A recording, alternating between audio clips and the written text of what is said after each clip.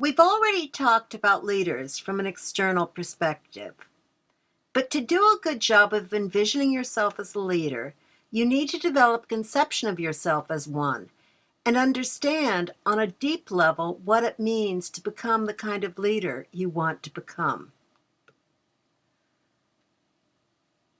To fully envision yourself as a leader, you need to be able to imagine what it's like to be a leader, and you need to imagine what it's like to become the leader that you're imagining. This process is kind of like method acting. If you're familiar with this approach towards acting, you know that it is based on the actor becoming the character that he is supposed to be playing.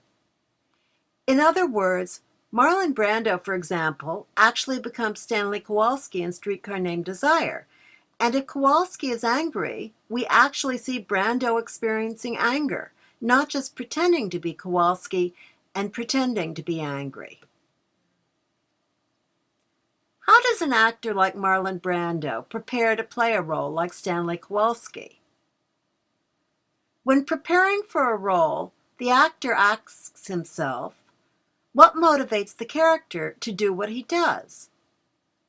What does the character care about? What does he value?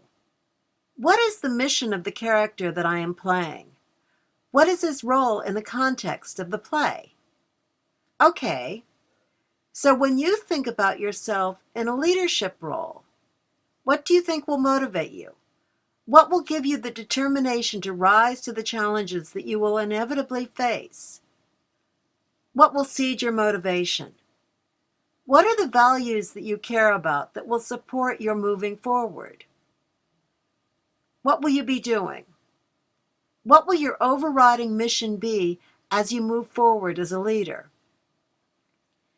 The first step in envisioning yourself as a leader is to develop an internal vision of yourself as a leader, thinking through the issues in the same way that an actor might use when he uses method acting techniques to prepare a role, defining the character's values, motivations, and vision.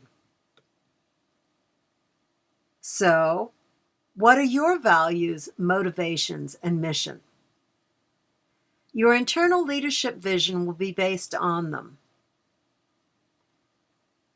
To use myself as an example, I realized when I started teaching a good number of years ago at San Jose State that working in higher education was much more congruent with my value system than working in the financial services industry, which is where I began my professional career. And I also realized that I cared very much about the English language, and I wanted to play a direct role in helping people learn how to use it better than they frankly often do. After you've done the homework of identifying your values and mission, the best way to envision yourself as a leader is to tell your story.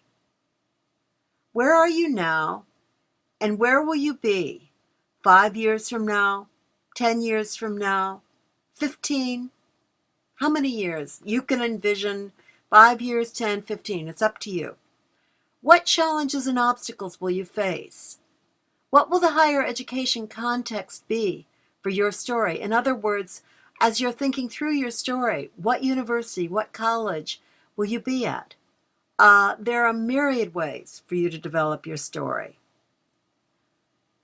In a way, your story truly is, or can be, the hero's journey. So some people might recommend that you turn to Joseph Campbell for his guidance.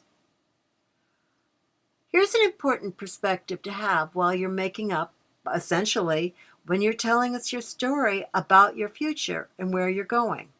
The key word here is future. Whenever you're writing about the future, you in fact are writing fiction. Anything that hasn't happened yet is fiction. As such, you have enormous freedom. Ultimately, when you're writing about your future, what you absolutely need to do is to make it up. And when you're making it up, ultimately, there are no rights or wrongs. Now I'm going to tell you a story that's part of my collection of stories. For years, I asked my writing students to pretend that 10 years had elapsed and that they were writing a letter to a friend where they described what had happened to them over the past 10 years.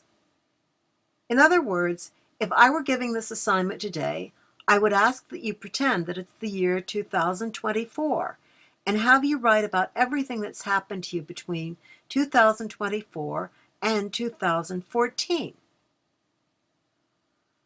In the classroom, I'd then tell the students that everything they wrote needed to be possible. In other words, multitasking had to have its limits. For example, you can't take care of a baby, get a PhD, and hold a full-time job while winning the Nobel Prize simultaneously, all at the same time. But the other tip that I gave the students was that they might as well make up their futures in a way where they succeeded in nearly anything that they could imagine and where they had fun. I'm really happy to be able to tell you about what the end of this story was about my own teaching experiences. A lot of the writing that I received from my students was some of the best writing that I received all year, every year that I included this assignment. And beyond that, I knew that I had given my students a gift. In writing these essays, they were able to envision very positive futures for themselves, and often they envisioned themselves in leadership capacities. So I'm going to end by presenting you with this challenge. Let's say this is an optional assignment for our lesson, which is, how do you envision yourself as a leader in higher education?